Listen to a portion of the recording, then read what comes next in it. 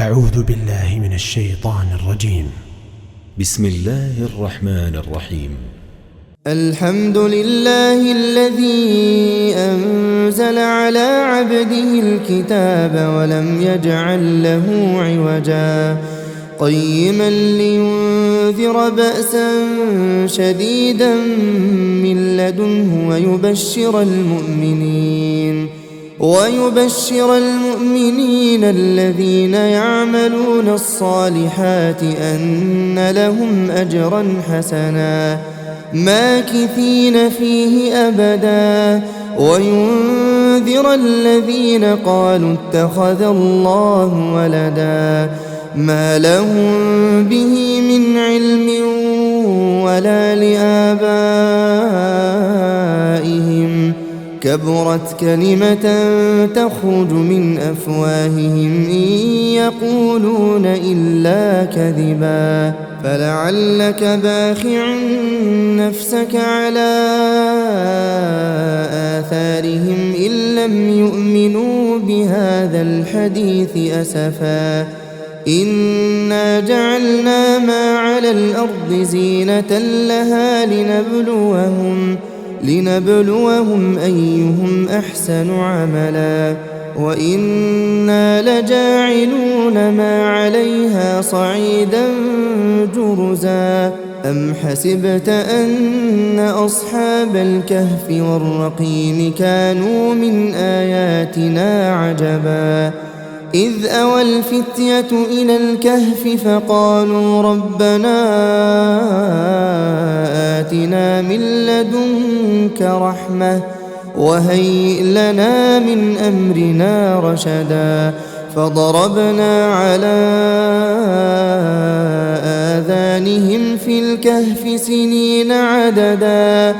ثم بعثناهم لنعلم أي الحزبين أحصى لما لبثوا أمدا نحن نقص عليك نبأهم بالحق إنهم فتية آمنوا بربهم وزدناهم هدى وربطنا على قلوبهم إذ قاموا فقالوا ربنا رب السماوات والأرض لن ندعو من دونه إلها لقد قلنا إذا شططا هؤلاء قوم اتخذوا من دونه آلهة لولا يأتون عليهم بسلطان بين فمن أظلم ممن افترى على الله كذبا وإذ اعتزلتموهم وما يعبدون إلا الله فأووا إلى الكهف ينشر لكم ربكم من رحمته ويهيئ لكم من أمركم مرفقا وترى الشمس إذا طلعت تزاور عن كهفهم ذات اليمين وإذا غربت تقرضهم ذات الشمال وهم في فجوة منه ذلك من آيات الله من يهد الله فهو المهتد ومن يضلل فلن تجد له وليا مرشدا وتحسبهم أيقاظا وهم رقود ونقلبهم ذات اليمين وذات الشمال وكلبهم باسط ذراعيه بالوصيد لو اطلعت عليهم لوليت منهم فرارا ولملئت منهم رعبا وكذلك بعثناهم ليتساءلوا بينهم قال قائل منهم كم لبثتم قالوا لبثنا يوما أو بعض يوم قالوا ربكم أعلم بما لبثتم فابعثوا أحدكم بورقكم هذه إلى المدينة فلينظر أيها أزكى طعاما فليأتكم برزق منه وليتلطف ولا يشعرن بكم أحدا إنهم إن يظهروا عليكم يرجموكم أو يعيدوكم في ملتهم ولن تفلحوا إذا أبدا وكذلك أعثرنا عليهم ليعلموا أن وعد الله حق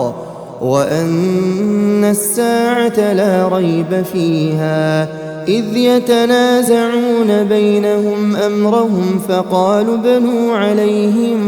بنيانا ربهم أعلم بهم قال الذين غلبوا على أمرهم لنتخذن عليهم مسجدا سيقولون ثلاثة رابعهم كلبهم ويقولون خمسة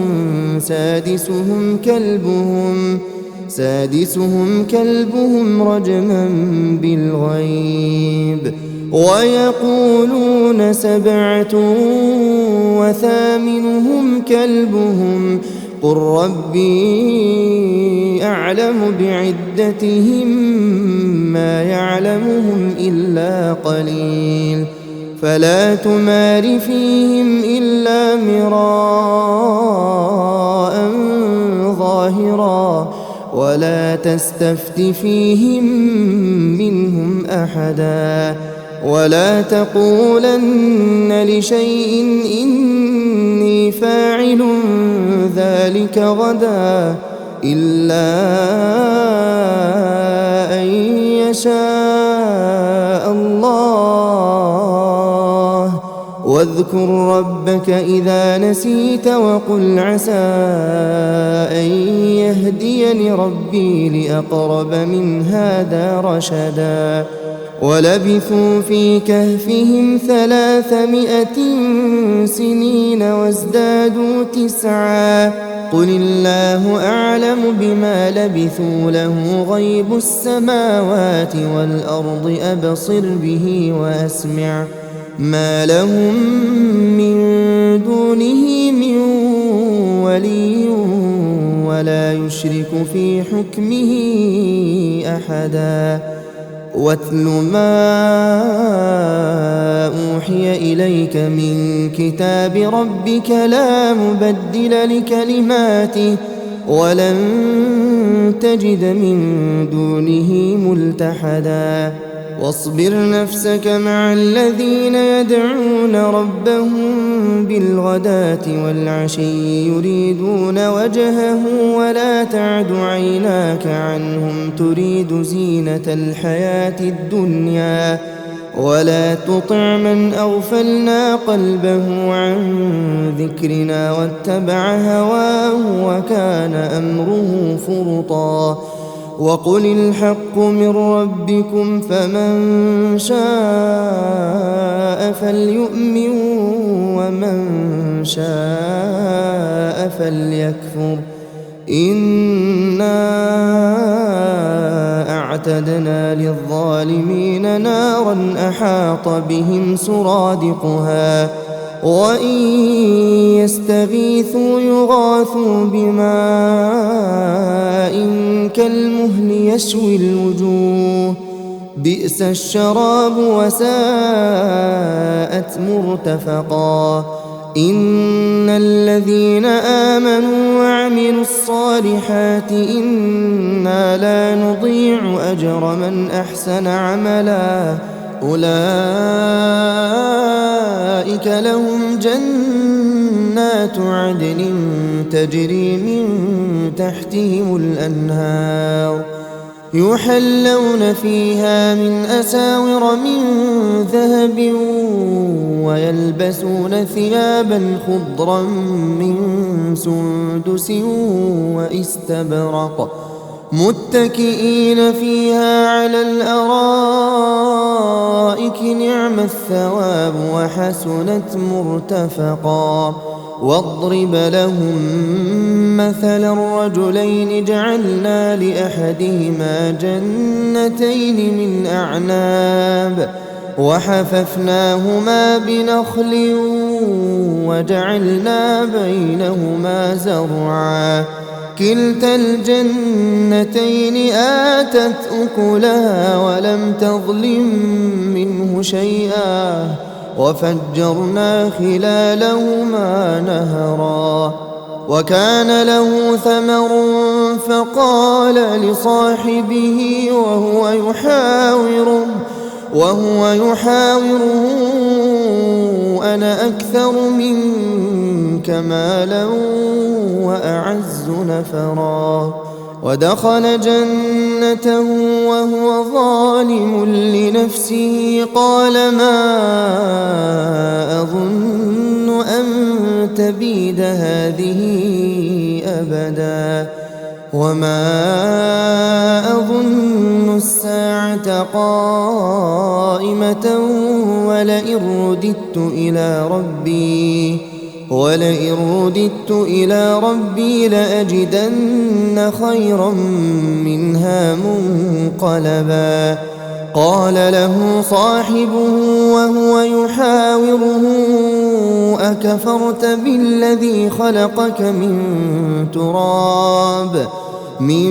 تراب ثم من نطفة ثم سواك رجلا لكن هو الله ربي ولا أشرك بربي أحدا. ولولا إذ دخلت جنتك قلت ما شاء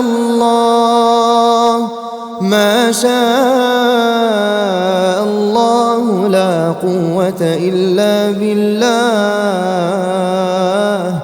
إن ترني أنا أقل منك مالا وولدا فعسى ربي أن يؤتيني خيرا من جنتك ويرسل عليها حسبانا من السماء فتصبح صعيدا زلقا أو يصبح ماؤها غورا فلن تستطيع له طلبا. وأحيط بثمره فأصبح يقلب كفيه على ما أنفق فيها وهي خاوية على عروشها ويقول يا ليتني لم أشرك بربي أحدا. ولم تكن له فئة ينصرونه من دون الله وما كان منتصرا. هنالك الولاية لله الحق هو خير ثوابا وخير عقبا. واضرب لهم مثل الحياة الدنيا كماء إن أنزلناه من السماء فاختلط به نبات الأرض فأصبح هشيما تذروه الرياح وكان الله على كل شيء مقتدرا. المال والبنون زينة الحياة الدنيا والباقيات الصالحات خير عند ربك ثوابا وخير أملا. ويوم نسير الجبال وترى الأرض بارزة وحشرناهم فلم نغادر منهم أحدا وعرضوا على ربك صفا لقد جئتمونا كما خلقناكم أول مرة بل زعمتم أن لن نجعل لكم موعدا ووضع الكتاب فترى المجرمين مشفقين مما فيه ويقولون يا ويلتنا ما لهذا الكتاب لا يغادر صغيرة ولا كبيرة إلا أحصاها ووجدوا ما عملوا حاضرا ولا يظلم ربك أحدا وإذ قلنا للملائكة اسجدوا لآدم فسجدوا إلا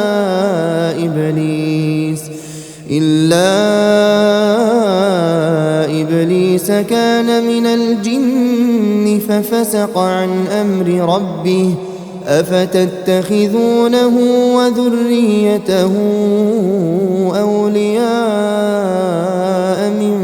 دوني وهم لكم عدو بئس للظالمين بدلا ما أشهدتهم خلق السماوات والأرض ولا خلق أنفسهم وما كنت متخذ المضلين عضدا ويوم يقول نادوا شركائي الذين زعمتم فدعوهم فلم يستجيبوا لهم وجعلنا بينهم موبقا ورأى المجرمون النار فظنوا أنهم مواقعوها ولم يجدوا عنها مصرفا ولقد صرفنا في هذا القرآن للناس من كل مثل وكان الإنسان أكثر شيء جدلا وما منع الناس أن يؤمنوا إذ جاءهم الهدى ويستغفروا ربهم إلا أن تأتيهم سنة الأولين أو يأتيهم العذاب قبلا وما نرسل المرسلين إلا مبشرين ومنذرين ويجادل الذين كفروا بالباطل ليدحضوا به الحق واتخذوا آياتي وما أنذروا هزوا ومن أظلم ممن ذكر بآيات ربه فأعرض عنها ونسي ما قدمت يداه إنا جعلنا على قلوبهم أكنة أن يفقهوه وفي آذانهم وقرا وإن تدعهم إلى الهدى فلن يهتدوا إذن أبدا وربك الغفور ذو الرحمة لو يؤاخذهم بما كسبوا لعجل لهم العذاب بل لهم موعد لن يجدوا من دونه موئلا وتلك القرى أهلكناهم لما ظلموا وجعلنا لمهلكهم موعدا وإذ قال موسى لفتاه لا أبرح حتى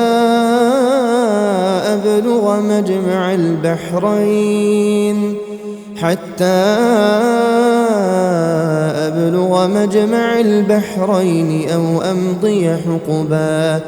فلما بلغا مجمع بينهما نسيا حوتهما فاتخذ سبيله في البحر سربا فلما جاوزا قال لفتاه آتنا غداءنا لقد لقينا من سفرنا هذا نصبا قال أرأيت إذ أوينا إلى الصخرة فإني نسيت الحوت وما أنسانيه إلا الشيطان أن أذكره واتخذ سبيله في البحر عجبا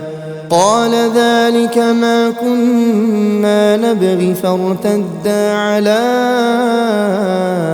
آثارهما قصصا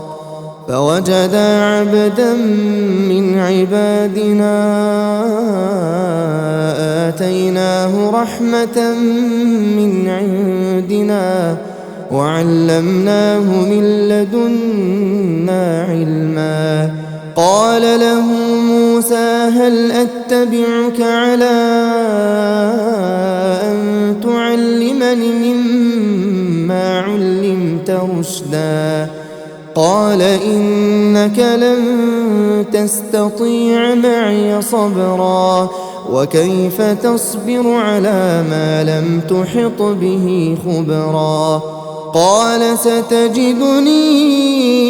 إن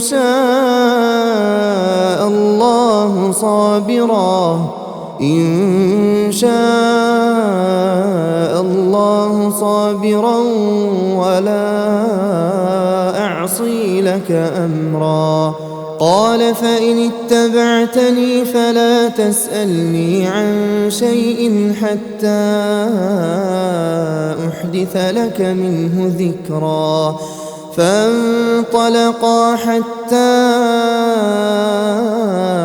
إذا ركبا في السفينة خرقها قال أخرقتها لتغرق أهلها لقد جئت شيئا إمرا قال ألم أقل إنك لن تستطيع معي صبرا قال لا تؤاخذني بما نسيت ولا ترهقني من أمري عسرا فانطلقا حتى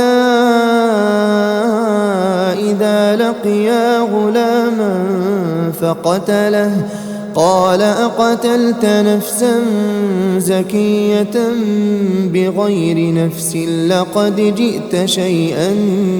نكرا قال ألم أقل لك إنك لن تستطيع معي صبرا قال إن سألتك عن شيء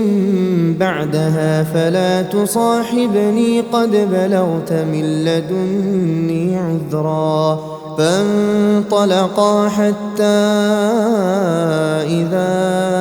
أتيا أهل قرية استطعما أهلها فأبوا أن يضيفوهما فوجدا فيها جدارا يريد أن ينقض فأقامه قال لو شئت لاتخذت عليه أجرا قال هذا فراق بيني وبينك سأنبئك بتأويل ما لم تستطع عليه صبرا أما السفينة فكانت لمساكين يعملون في البحر فأردت أن أعيبها وكان وراءهم ملك يأخذ كل سفينة غصبا وأما الغلام فكان أبواه مؤمنين فخشينا أن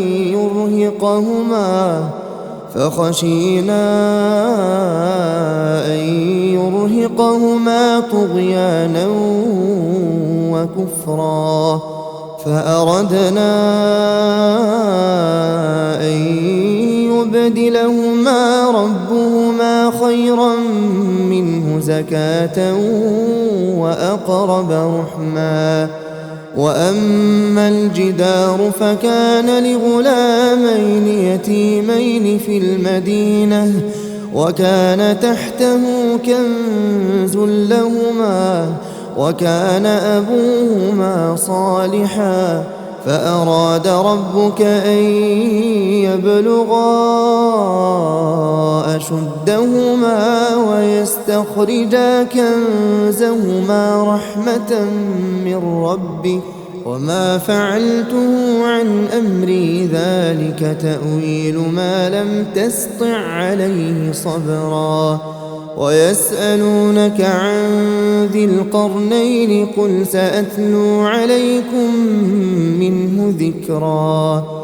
إنا مكنا له في الأرض وآتيناه من كل شيء سببا فأتبع سببا حتى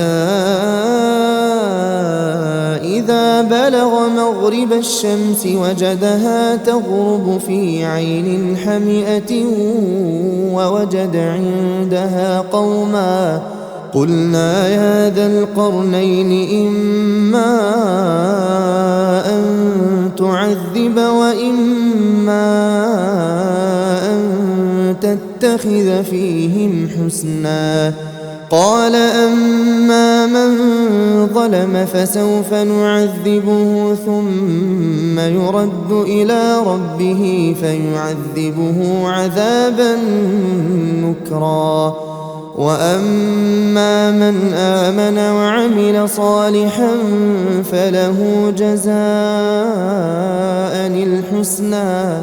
وسنقول له من أمرنا يسرا ثم أتبع سببا حتى إذا بلغ مطلع الشمس وجدها تطلع على قوم لم نجعل لهم من دونها سترا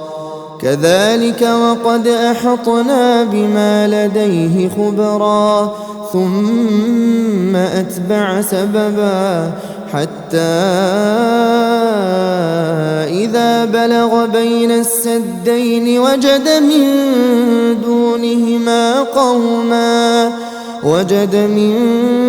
دونهما قوما لا يكادون يفقهون قولا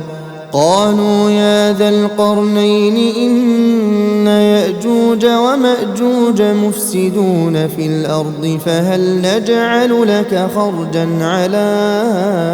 أن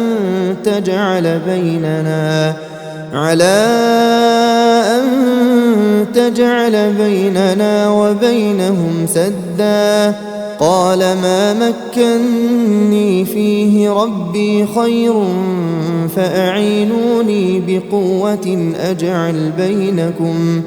أجعل بينكم وبينهم ردما آتوني زبر الحديد حتى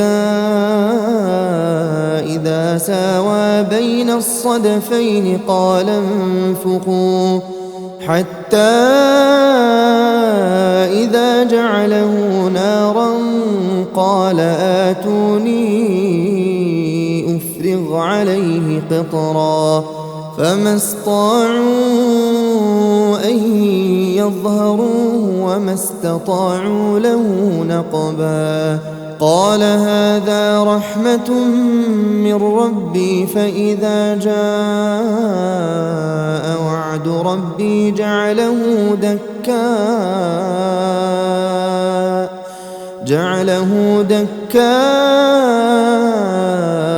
وكان وعد ربي حقا وتركنا بعضهم يومئذ يموج في بعض ونفخ في الصور فجمعناهم جمعا وعرضنا جهنم يومئذ للكافرين عرضا الذين كانت أعينهم في غطاء عن ذكري وكانوا لا يستطيعون سمعا أفحسب الذين كفروا أن يتخذوا عبادي من دوني أولياء إنا أعتدنا جهنم للكافرين نزلا قل هل ننبئكم بالأخسرين أعمالا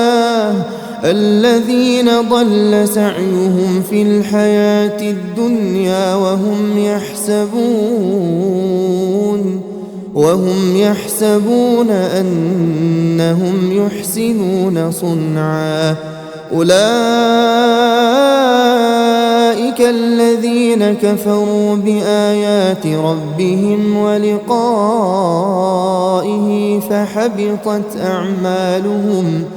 فحبطت أعمالهم فلا نقيم لهم يوم القيامة وزنا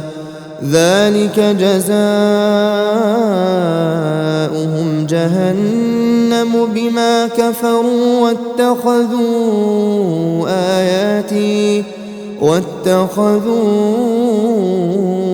آياتي ورسلي هزوا إن الذين آمنوا وعملوا الصالحات كانت لهم جنات الفردوس نزلا خالدين فيها لا يبغون عنها حولا قل لو كان البحر مدادا لكلمات ربي لنفد البحر قبل أن تنفد كلمات ربي ولو جئنا بمثله مددا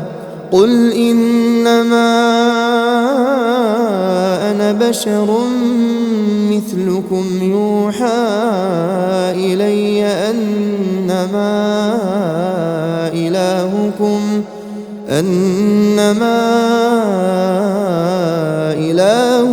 إله واحد فمن كان يرجو لقاء ربه فليعمل عملا صالحا ولا يشرك بعبادة ربه أحدا.